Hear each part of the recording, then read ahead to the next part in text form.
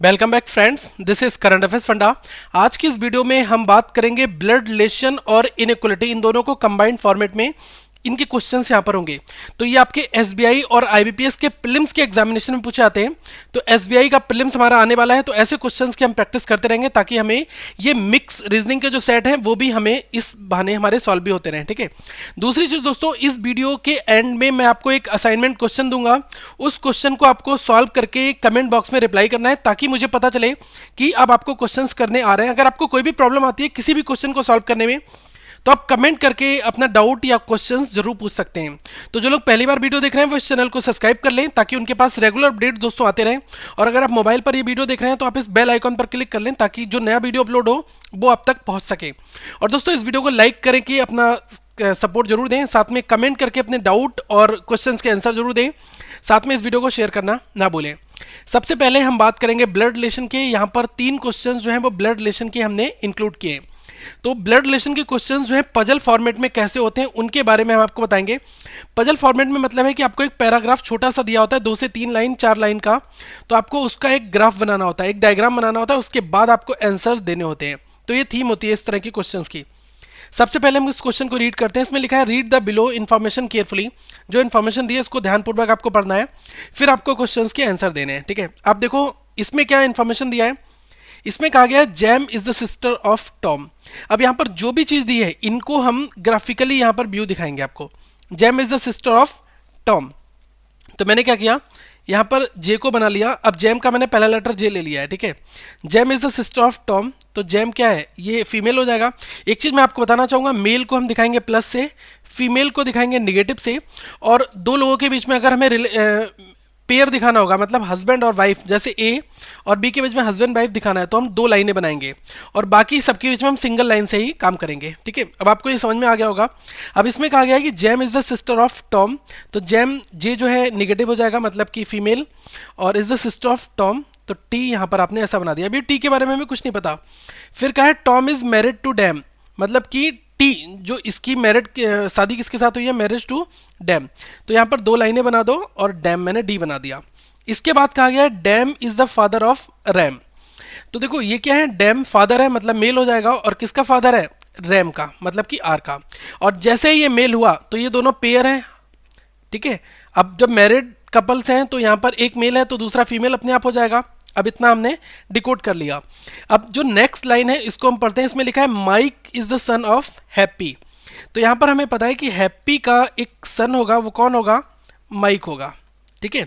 ये इंफॉर्मेशन जो है बिल्कुल कहीं रिलेट नहीं कर रही है, इसको हमने अलग से डायग्राम के फॉर्मेट में बना दिया। फिर कहा गया है Tom is the mother in law of happy. अब जो टी है वो क्या है, मदर इन लॉ है, किसकी, एच की मदर इन लॉ है। तो देखो एच की मदर इन लॉ कब बन सकती है, अब जब टी जो है मदर इन लॉ कब बन सकती है, जब आर की किसी से शादी हो जाए, क्योंकि आर क्या है, आर या तो सन होगा या डॉटर होगा डी का। ठीक है। और डी और टी क्या है, हस्बैंड वाइफ है। तो डायरेक्टली हम कह सकते हैं टी का सन या डॉटर कोई आर हो सकता है। अब आर की जिसके साथ शादी हो जाएगी वही क्या है, टी के लिए टी जो है वो मदर इन लॉ बन जाएगा। तो मैं ये मान सकता हूं कि आर और एच जो है वो मैरिड कपल्स है यहां पर। ठीक है। अब दूसरी चीज, एच के लिए ये टी कौन है, ये है mother in law, T is the mother in law of H. दूसरी चीज यहां से आपको क्लियर हो जाएगा, डैम हैज ओनली 1 सन, मतलब डैम के पास में केवल एक सन है, तो यही आपका एक सिंगल सन है। पहले इसका रेफरेंस दिया था, डैम इज हैज ओनली 1 सन, तो जब मैरिड कपल्स हैं तो ये फीमेल हो गया। अब इस एच के लिए ये टी जो है ये क्या है, मदर इन लॉ, ये बिल्कुल ठीक लिखा हुआ है यहां पर। अब इसमें हमने लिखा है कि एंड नो डॉटर, मतलब कि डी की कोई डॉटर नहीं, केवल एक सन है, तो हमने आर को सन बना दिया। फिर लिखा है Jam is married to B. अब इसमें एक बात कही गई है, Jam is married to B, मतलब कि जे की मैरिज किसके साथ हुई है, बी के साथ में। तो मैंने यहां पर ये दोनों को मैरिड कपल बना दिया, बी। अब देखो ये फीमेल है तो ये मेल हो जाएगा, तभी तो ये मैरिड कपल्स यहां पर बन जाएंगे। अब इसके आगे की बात की जाए, इसमें लिखा है Lisa is the daughter of B. अब बी की डॉटर कौन है, लीजा, तो मैंने यहां पर बी की डॉटर किसको बना दिया, लीजा, दैट मीन्स एल, और लीजा डॉटर है तो ये फीमेल हो जाएंगे। अब यहां पर एक बात लिखी थी कि इसमें एक बात क्या कही गई थी कि Mike is the son of Happy, तो ये एच है, इसका सन कौन होगा, ये हो जाएगा माइक, और माइक जब सन है तो ये मेल हो जाएगा। अब ये कंप्लीटली हमारा डायग्राम बन गया। अब इसके ऊपर जो भी आपके प्रश्न बनते हैं उनको हम एक एक करके देखते हैं कि क्वेश्चन किस तरीके से हमारा फॉर्म हो सकता है। ठीक है, सबसे पहला जो क्वेश्चन है इसमें लिखा हाउ इज लीजा, जो पीछे डायग्राम था वही हमने यहाँ पर एज इट इज बनाया है दोस्तों। जो पीछे डायग्राम बनाया है यही आपका यहाँ पर बना हुआ है। इसमें लिखा है how is Lisa related to Tam. आपको बताना है कि लीजा और टैम के बीच में, मतलब एल और टी के बीच में क्या रिलेशन है। लीजा जो है, एल जो है वो किस तरह से टी से टी से रिलेट करता है। अब देखो टी यहाँ पर है, एल यहाँ पर है, तो मतलब ये आपको रिलेशन फाइंड आउट करना है। हाउ इज लीजा, लीजा कौन है, टी की। तो देखो लीजा के फादर ये हुए और लीजा की मदर ये हुई, तो हम कह सकते हैं लीजा की मदर ऑलरेडी जे हो गई। अब लीजा की मदर की सिस्टर, यही तो सिंगल लाइन से दोनों आपस में कनेक्टेड हैं, तो सिस्टर होंगे ये आपस में, ये दोनों सिस्टर हैं। तो देखो लीजा की मदर की सिस्टर, अब जब मदर की सिस्टर कौन होती है, मासी हिंदी में बोलते हैं हम, तो इंग्लिश में इस रिलेशन को आंट के नाम से जानते हैं। ठीक है, तो हम डायरेक्टली कह सकते हैं कि लीजा जो टी है वो कौन है, लीजा की, ये है आंट। फाइन, लेकिन आपसे क्वेश्चन क्या पूछ रहा है, क्वेश्चन पूछ रहा है how is Lisa related to Tam, मतलब कि लीजा कौन होगी। तो अगर ये आंट है तो ये लीजा जब फीमेल है तो लीजा कौन हो जाएंगी, लीजा हो जाएंगी नीज। तो सबसे पहले यहां पर है नीज, मतलब कि भतीजी। ठीक है, तो ये आंट के लिए लीजा हो जाएंगी भतीजी। दूसरी चीज ध्यान रखना, नीज। अब एक मैं आपको बताना चाहूंगा, जब रिलेशन आपके मदर के साथ में होते हैं, मतलब कि लीजा की मदर और मदर की सिस्टर, तो इसको कहते हैं मैटरनल आंट। अगर आपसे क्वेश्चन किसी और फॉर्मेट में दिया, जैसे पूछ लिया कि how is Tam related to Lisa, मतलब कि टैम जो है वो लीजा की कौन होगी। तो देखो टैम कौन है, लीजा की मदर, मदर की सिस्टर है। अब जब मदर की सिस्टर मतलब मदर से रिलेशन बन रहा है तो मैटरनल वहां पर हम लिखते हैं। ठीक है, तो अगर आप डायरेक्टली ऑप्शन लगा सकते हैं यहां पर aunt, Tam is the aunt of Lisa, या फिर आप कह सकते हैं मैटरनल आंट, मैटरनल आंट, ये दोनों ठीक है।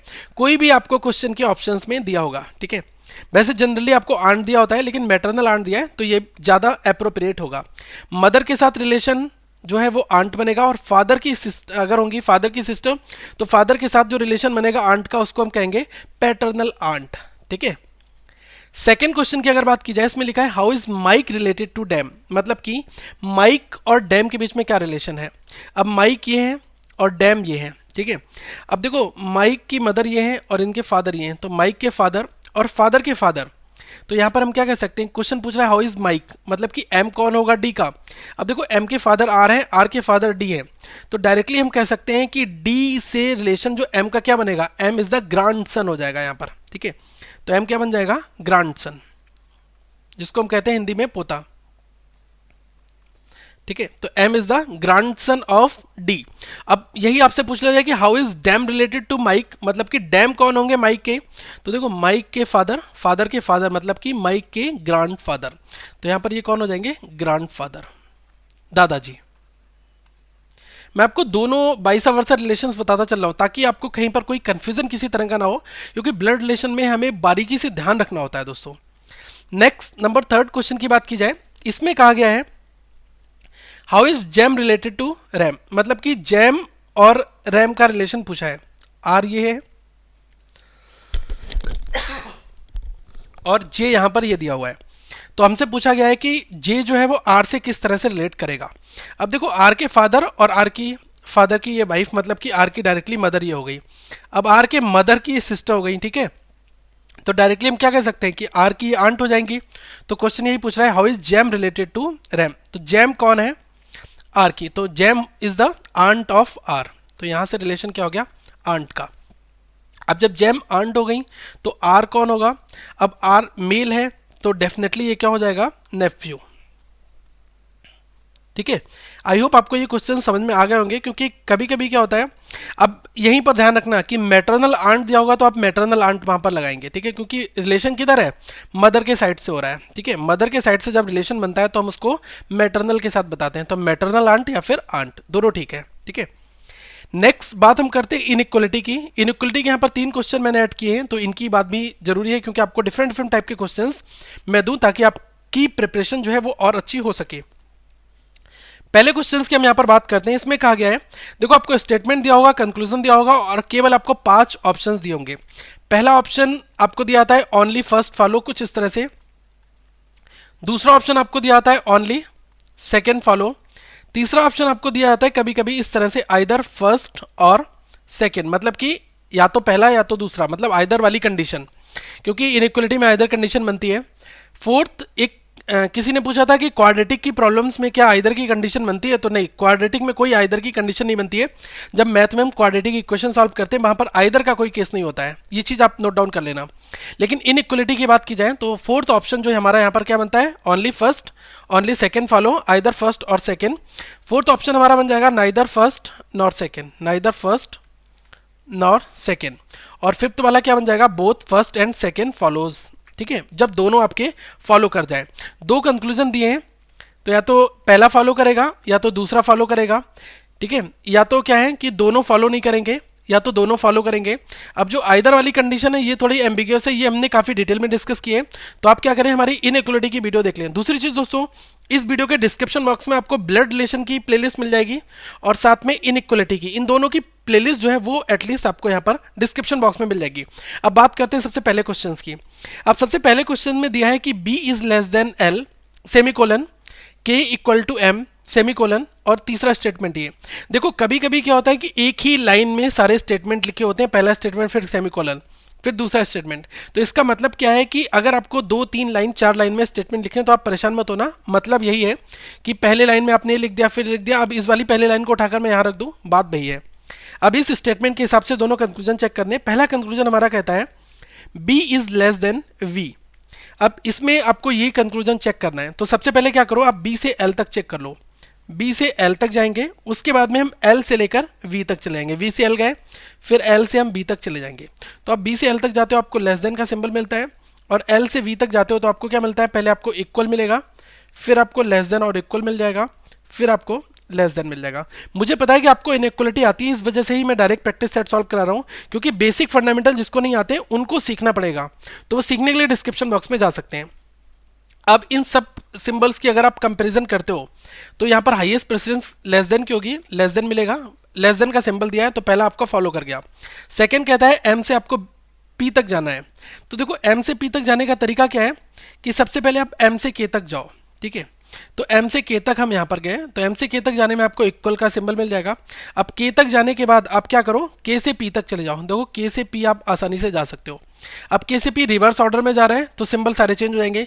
अब ये लेस देन और इक्वल्स टू क्या हो जाएगा, ग्रेटर इक्वल हो जाएगा यहाँ पर, और यहाँ पर लेस देन है तो ये कितना हो जाएगा, ग्रेटर हो जाएगा, फिर लेस देन और इक्वल मिला है मतलब ग्रेटर इक्वल हो जाएगा। अब इन सब में कंपेयर करोगे तो हाईएस्ट प्रेसिडेंस आपको इस सिंबल की मिलेगी। अल्टीमेटली यहाँ पर दिया है तो हम क्या कहेंगे, both first and second follows. ठीक है, ये आपका कंक्लूजन जो है ये दोनों आपके फॉलो कर रहे हैं। बात करते हैं नेक्स्ट क्वेश्चन की, सेकेंड। अब सेकेंड क्वेश्चन में क्या है, फिर से दो तरह से दिया हुआ है, आर इज लेस देन और equals to u is equals to b colon, b is less than or b is less than s semicolon. फिर एक स्टेटमेंट नेक्स्ट लाइन में दिया है बी इज लेस देन और equals to x. अब इसके बाद में हम सेमी कोलन लगाए। अब आपको यहाँ पर इस स्टेटमेंट से पहला कंक्लूजन फाइंड आउट करना है, क्या x जो है वो r के इक्वल है। तो x r के अगर आपको इक्वल चेक करना है तो पहले आप x से b तक जाओ, तो पहले मैं x से b तक जाऊंगा, उसके बाद b से r तक चला जाऊंगा। तो x से b जाने पर आपको लेस देन और इक्वल टू है। अब अपोजिट डायरेक्शन में जा रहा हो, सिंबल चेंज हो जाएंगे, ग्रेटर इक्वल हो जाएगा यहाँ पर। ठीक है, अब b से आप r तक जाओगे तो आपको क्या मिलेगा, यहाँ पर b से r तक जाने में आपको पहले यहाँ पर इक्वल मिलेगा, फिर लेस देन और इक्वल, इसका सिंबल क्या हो जाएगा, ग्रेटर इक्वल। तीनों की कंपेयर करोगे क्या मिलेगा, लेस देन, ग्रेटर और इक्वल्स, ये अल्टीमेटली आपको मिल जाएगा।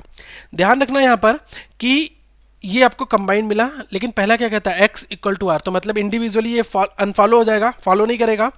दूसरा कंक्लूजन कहता है x से r के बीच में आपका ये ग्रेटर वाला आ रहा है, लेकिन रिलेशन तो हमें ये मिल रहा है, तो अल्टीमेटली ये भी आपका अनफॉलो हो गया।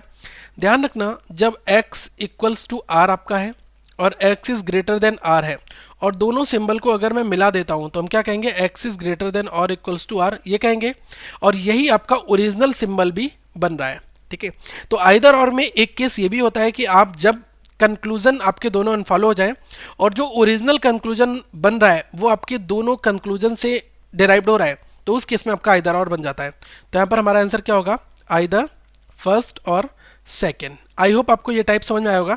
दोस्तों आप हमारी डिस्क्रिप्शन में जो इनइक्वालिटी की वीडियोस हैं वो आप देख लेंगे तो आपको ये हेजिटेशन खत्म हो जाएगा कि कैसे हमें जज करना है क्वेश्चंस को। ठीक है, अब ये थर्ड जो क्वेश्चन है ये आपका असाइनमेंट है। एक बार मैं क्वेश्चन को रीड कर दे रहा हूं ताकि आपको किसी तरह से कोई प्रॉब्लम ना आए। C is greater than U is less than और इक्वल्स टू एस, इसके बाद में सेमीकोलन है, फिर लिखा है S is less than T is equals to O is greater than D, ये डी लिखा हुआ है। अब डी इज ग्रेटर देन और इक्वल्स टू बाई सेमीकोलन, उसके बाद में लिखा है Z equals to O is less than और इक्वल्स टू पी। पहला conclusion Z is greater then by, दूसरा है सी इज लेस देन ओ। आपको बताना है कि दोनों कंक्लूजन फॉलो है नहीं है, क्या कंक्लूजन है, क्या रिलेशन बनेगा, तो ये आपको कमेंट बॉक्स में रिप्लाई करना है।